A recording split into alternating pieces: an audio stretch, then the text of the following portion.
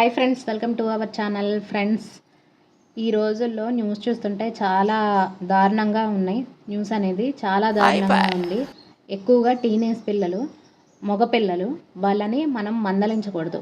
వాళ్ళు తప్పు చేసిన పేరెంట్స్ కానీ, టీచర్స్ కానీ, అవతల ఏదైనా పెద్దవాళ్ళు కానీ మందలించారు అంటే అవసరమైతే అవతల వాళ్ళని చంపడానికైనా, వాళ్ళు చచ్చిపోవడానికి కూడా వెనకాడట్లేదు. అలా ఉన్నారు ఇప్పుడు పిల్లలైతే మాత్రం. దీని గురించి ఒక 3 ఎగ్జాంపుల్స్ చెప్తాను, రీసెంట్గా జరిగినవి. ప్రిన్సిపల్ పిల్లల దగ్గర ఫోన్ ఉందని చెప్పేసి, అంటే 10th క్లాస్ పిల్లలు, వాళ్ళ ఏజ్ అనేది ఎంత ఉంటుంది, 16, 15 ఇంతే ఉంటుంది, అంతకు మించి ఉండదు. ఆ పిల్లల దగ్గర ఫోన్ ఉంది, వాళ్ళు చదవట్లేదు, జులాయిగా తిరుగుతున్నారని చెప్పేసి కోపడి వాళ్ళకి టీసీ ఇచ్చి పంపించినందుకు, అంటే మళ్ళీ జాయిన్ చేసుకున్నట్టున్నారు. కాకపోతే ఆ ప్రిన్సిపల్ మీద కోపం పెట్టుకొని మమ్మల్ని బయటకు పంపిస్తుందా అన్న కోపం పెట్టుకొని ఆ పిల్లలు కలిసి, మగపిల్లలు 3 కలిసి ఆ ప్రిన్సిపల్ని చంపేశారు. చంపేసి ఆవిడ దగ్గర ఉన్న నగలు, క్యాష్ అంతా తీసుకొని పరారైపోయారు. కానీ ఈ రోజుల్లో చట్టం నుంచి తప్పించుకోవడం ఎవరి వల్ల కాదు. టెక్నాలజీ బాగా పెరిగిపోయింది. ఏ తప్పు చేసినా కానీ బయటపడిపోతున్నారు. కాబట్టి జాగ్రత్తగా ఉండాలి. నెక్స్ట్ ఇంకో ఇన్సిడెంట్ ఏంటి అంటే, రీసెంట్గా ఒక 4 days అవుతున్నట్టుంది, కునాల్ మహారాష్ట్రలో తను ఈఎంఐ ద్వారా, అంటే ఫ్రెండ్ క్రెడిట్ కార్డ్ మీద ఈఎంఐలో ఐఫోన్ కొనుక్కున్నాడు. ఐఫోన్ కొనుక్కొని, అంటే ఇంట్లో చెప్పకుండా కట్టుకుందాం అనుకున్నాడో ఏమో తెలీదు, ఏదో దాని గురించి ప్రాబ్లం అయింది. వాళ్ళ డాడీ తెలిసి కట్టనన్నాడు. ఏదన్నా మన స్తోమతకి తగ్గట్టు మనం చేసుకోవాలి. కాకపోతే వాళ్ళకి ఆ స్తోమత ఉందో లేదో, లేకపోతే కొడుకుని భయపెట్టాలనో ఏమో తెలీదు, తను కట్టనన్నాడు. ఐఫోన్ అంటే చాలా కాస్ట్లీ ఫోను. అంత ఫోన్ కూడా అవసరం లేదు కదా 19 years బాబుకి. తీరా ఏం చేశాడు, కొండ మీదకి వెళ్ళి చాలాసేపు బెదిరించాడు. మార్నింగ్ 10కి వెళ్తే 1 వరకు ఉన్నారు అక్కడే. చాలా చివరికి నుంచున్నాడు. ఆ విజువల్స్ అనేవి మనకి సోషల్ మీడియాలో చూస్తుంటే గుండె తరుక్కుపోతుంది. ఎందుకు అంటే, ఏదైనా ఒక ఇన్సిడెంట్ జరిగిన తర్వాత జరిగింది అని చూపించడం వేరు, డైరెక్ట్గా ఇట్లాగా బెదిరిస్తూ ప్రతి వాళ్ళు కూడా అక్కడ చేరి అలా చేయొద్దు తప్పు అని అన్న తల్లి బతిమలాడుతున్న తల్లి కన్నీళ్ళు చూసి కూడా వాడికి కనికరం కలగలేదు. ఎవరు ఎట్లా పోతే ఏమనుకున్నారో ఏమో. అసలు విలువలు అనేవి లేవు. పిల్లలకి పేరెంట్స్ ఎంత కష్టపడుతున్నారు, ఒకవేళ నాకేదన్నా అయితే వాళ్ళు ఎలా విలువల్లాడిపోతారు, ఎలా బ్రతకగలరు. ఎందుకంటే పేరెంట్స్కి ఉన్న హోప్స్ అన్నీ కూడా పిల్లలే, వాళ్ళ మీదే ప్రేమ, వాళ్ళ కోసమే జీవితం. పిల్లలు పుట్టిన తర్వాత ప్రతిదీ కూడా వాళ్ళ కోసమే జీవిస్తున్నట్టు ఫీల్ అవుతారు. వాళ్ళకి ఏదన్నా చిన్న దెబ్బ తగిలినా, ఏదన్నా జరిగినా కానీ తట్టుకోలేరు. అలాంటిది కొండ చివర ఉండి అంత భయపెడుతుంటే ఆ కన్నతల్లి హృదయం అనేది ఎంత బాధపడిందో అసలు వర్ణించలేము. ఆ సిచ్యువేషన్లో ఆమెకే తెలుస్తుంది, ఆ సిచ్యువేషన్లో ఉన్న వాళ్ళకే తెలుస్తుంది.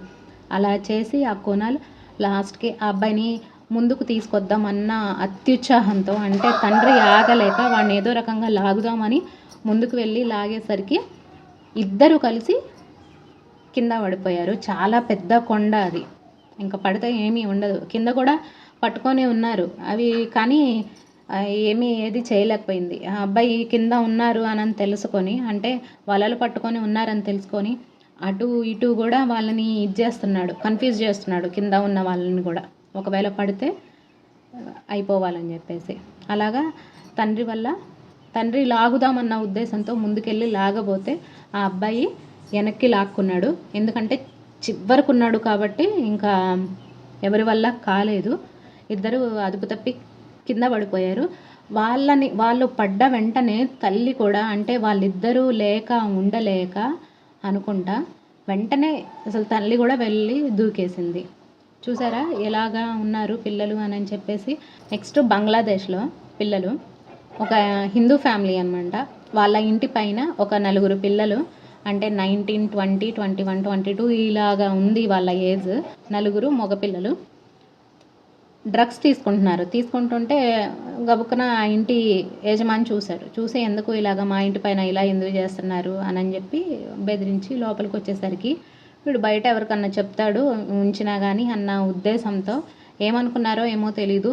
ఎందుకంటే మత్తులో ఉన్నారు, డ్రగ్స్ తీసుకున్న మత్తులో ఉన్నారు పిల్లలు. వాళ్ళు కూడా వచ్చి మొత్తం వాళ్ళ ఫ్యామిలీని మొత్తం లేపేశారు. ఫ్యామిలీని మొత్తం కూడా, అంటే ఒక తండ్రి, తల్లి తండ్రి 2 పిల్లలు, ఒక బాబు, చిన్న బాబు. వాళ్ళ అమ్మాయి టీనేజ్లో ఉంది. 18, 19 ఇయర్స్లో ఉంటుంది మా అమ్మాయి. ఇలాగా ఫ్యామిలీని మొత్తం లేపేసి వాళ్ళ ఇంట్లోనే ఒక 4-5 గంటలు గడిపి, నైట్ టైం 4 గంటలు గడిపి వాళ్ళ ఇంట్లో మళ్ళీ స్నానం చేసి, అక్కడ ఏవైతే మర్డర్ జరగడానికి సంబంధించి ఏవైతే ఉన్నాయో అవన్నీ కూడా దాన్ని చెరిపేసి నెక్స్ట్ బాడీస్ని అక్కడ ఇక్కడ పెట్టి ఈ రకంగా చేసి పరారయ్యారు. కాకపోతే చెప్పాను కదా, చట్టం నుంచి తప్పించుకోవడం ఎవరి వల్ల కాదని చెప్పేసి ఆల్రెడీ వాళ్ళు దొరికారు. ఇప్పుడు ఏంటి వాళ్ళ పరిస్థితి? అక్కడ ప్రిన్సిపల్ మందలించినందుకు ప్రిన్సిపల్ని చంపేశారు. ఇక్కడ పేరెంట్స్ తనకి నచ్చినట్టు ఉండట్లేదని చెప్పి, అంటే వాడికి మనీ ఇవ్వట్లేదని ఐఫోన్ గురించి తను చనిపోవడమే కాకుండా తన తల్లిదండ్రుల చావుకు కూడా కారణమయ్యాడు. అలాగే ఇక్కడ బంగ్లాదేశ్లో పిల్లలు ఏంటంటే వాళ్ళు టీనేజ్ పిల్లలు, అటు ఇటుగా వాళ్ళు అంతే. వాళ్ళు చేసిన తప్పు, అరే నువ్వు తప్పు చేస్తున్నావురా అన్నందుకు ఇక్కడ ఈ ఫ్యామిలీని కూడా చంపేశారు. వీటన్నిటికీ కారణం ఏంటి అంటే నిగ్రహం లేకపోవడం, ఏం చేయాలి ఏం చేయకూడదు అన్న ఆలోచన లేకపోవడం, అసలు భయం లేకపోవడం. ఈ భయం అంతా కూడా పేరెంట్సే పిల్లలకి చెప్పాలి. ఎలా ఉండాలి, ఎలా మెలగాలి, సొసైటీలో ఎలా ఉండాలి, ఒకవేళ వాళ్ళు చెడు దారులు పడుతుంటే వాళ్ళని ఎలాగా మంచి దారిలోకి తీసుకురావాలి. ఒకవేళ వాడు చెడిపోయి వెళ్ళిపోయాడు, ఆ దారిలోకి వెళ్ళిపోయాడు, నిమ్మలంగా వాడిని ఎలా తీసుకురావాలి, వాడిని మంచి దారిలో ఎలా పెట్టాలి, దీని మీద ఫోకస్ పెట్టాలి. అసలు పేరెంట్స్కే బుద్ధి లేదు. వాళ్ళే గంటలు ఫోన్లు పట్టుకొని ఉంటారు, వాళ్ళ గురించి పట్టించుకోరు. స్కూల్కి వెళ్తున్నారా, కాలేజీకి వెళ్తున్నారా, వస్తున్నారా, ఇంతే. మధ్యలో వాళ్ళు ఏం చేస్తున్నారో, అసలు వెళ్తున్నారో లేదో, ఎక్కడ తిరుగుతున్నారో, వాళ్ళు ఎంత డబ్బులు అడిగితే వాళ్ళు అంత అమౌంట్ ఇవ్వడం, ఏ పార్టీకి వెళ్తానంటే ఆ పార్టీకి పోనివ్వడం, ఫ్రెండ్స్ అందరూ కలిసి మీట్ అవ్వనివ్వడం. అసలు ఎలా ఉంది ఈ జనరేషన్? పిల్లల కంటే పెద్ద వాళ్ళదే ఎక్కువ మిస్టేక్ ఉంది. అసలు వాళ్ళకి మంచి చెడులు చెప్పాల్సింది పేరెంట్స్. ముందు మనం ఇంట్లో చెప్పుకుంటే కదా తర్వాత బయట ఎవరన్నా చెప్పినా కానీ వాళ్ళు వినేది. అలాగా కక్ష పెట్టుకోకుండా ఉంటారు కదా. ప్రిన్సిపల్ని చంపే స్టేజ్కి వాళ్ళు వచ్చారు అంటే 10th క్లాస్ పిల్లలు, వాళ్ళ పరిస్థితి ఏంటి, వాళ్ళ మైండ్ ఏంటి, ఎట్లా తయారవుతున్నారు? సో ఇది ఫ్రెండ్స్ వీడియో. ఇంకా చాలా మాట్లాడాలని ఉంది, కాకపోతే వీడియో లెంత్ అవుతుంది. నచ్చినట్లయితే లైక్ చేయండి. మీరు ఏమనుకుంటున్నారో ఖచ్చితంగా కామెంట్ చేయండి. ఛానల్ మాత్రం సబ్స్క్రైబ్ చేసుకోండి. Thank you.